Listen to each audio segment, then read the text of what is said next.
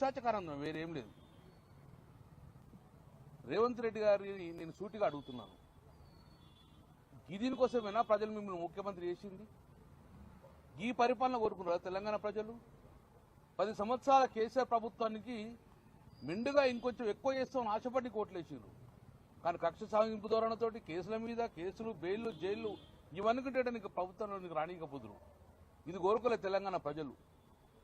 దేశ ప్రజలు మొత్తం కూడా హైదరాబాద్ చూసే పరిస్థితి ఉండే బ్రాండ్ ఇమేజ్ దెబ్బతీయాలని ప్రయత్నం చేస్తారు. బ్రాండ్ ఇమేజ్ పెంచాలని చెప్పి ఫార్మా ఈ రేసును కేటీఆర్ గారు తీసుకొస్తే దాని మీద మచ్చ పెట్టుకుని తెలంగాణ యొక్క బ్రాండ్ను, హైదరాబాద్ బ్రాండ్ను తగ్గే విధంగా, బ్రాండ్ ఇమేజ్ తగ్గే విధంగా ఈరోజు ప్రభుత్వం చేసింది. ఎవరికి నష్టం ఇది? ఈరోజు టెంపరీగా మీరు ఉంటారు, పోతారు, 5 సంవత్సరాలు ఉండిపోతారు, కానీ నష్టపోయేది తెలంగాణ ప్రజలు నష్టపోతారు. ఇది కోరుకుంటలేము. కాబట్టి ఈరోజు కరీంనగర్ 23 మంది విషారంతో ఈరోజు పిల్లలు హాస్పిటల్ జాయిన్ అయ్యారు. ఎక్కడ పడితే విషారాలు తింటారు పిల్లలు. దాని మీద కాన్సన్ట్రేట్ అయిన హాస్టల్లో ప్రజలు ఇబ్బంది పడుతుండ్రు. కొత్త వేరియస్ వేరియంట్ దాని మీద కాన్సన్ట్రేట్ చేయండి.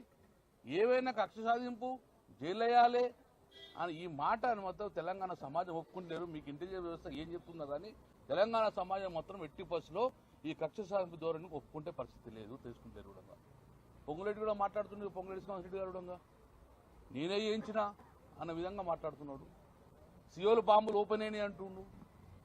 ఇదే నా కోరుకున్నది? ఇదే నా మీ వ్యక్తిగత కక్షలన్నీ కూడా టీఆర్ఎస్ పార్టీ నుంచి వెళ్ళిపోయిందని వ్యక్తిగత కక్షంతా కూడా ఈరోజు కేటీఆర్ మీద చూసే ప్రయత్నం చేస్తున్నారు. ఇది కాదు ప్రజాప్రతినిధులుగా ఇది వివరించిన తీరు, ఇది కాదు. చాలా బాధపడుతున్నాం. మేమందరం ప్రజల కోసం పనిచేసిన వ్యక్తులు మేమందరం ఈరోజు చూస్తే చాలా బాధాకరంగా. ఇప్పటికైనా జైల్లో పెడతారు, బెయిల్ వస్తుంది, వేరే ఇష్యూ. కానీ రేపు పొద్దున వాట్ ఈస్ ద నెక్స్ట్? ప్రజలకు ఏం సమాధానం చెప్తారు? 6 గ్యారంటీలు అడిగిన కేటీఆర్ మీద 6 సార్లు కేసు పెట్టే ప్రయత్నం చేస్తున్నారు మీరు. ఇది సమాజంలో ఏ ప్రజలను హర్షించే వ్యక్తే కాదు. తెలంగాణ హైదరాబాద్ బ్రాండ్ ఇమేజ్ మొత్తాన్ని దెబ్బతీసే ఉన్నది. కాబట్టి దీన్ని ఎట్టి పసులో ఈ కక్షం దొన్ని బంద్ చేయాలని చెప్పి మీ ద్వారా కూడా పత్రికా ద్వారా కేంద్రంలో ఉన్న రాహుల్ గాంధీ గారు కూడా వాళ్ళ పార్టీ అధినేత కూడా చెప్తున్నాం. ఇటువంటి వ్యవస్థ మంచిది కాదు, మీ కాంగ్రెస్ పార్టీ కూడా మంచిది కాదని మేము చెప్పడం జరుగుతుంది.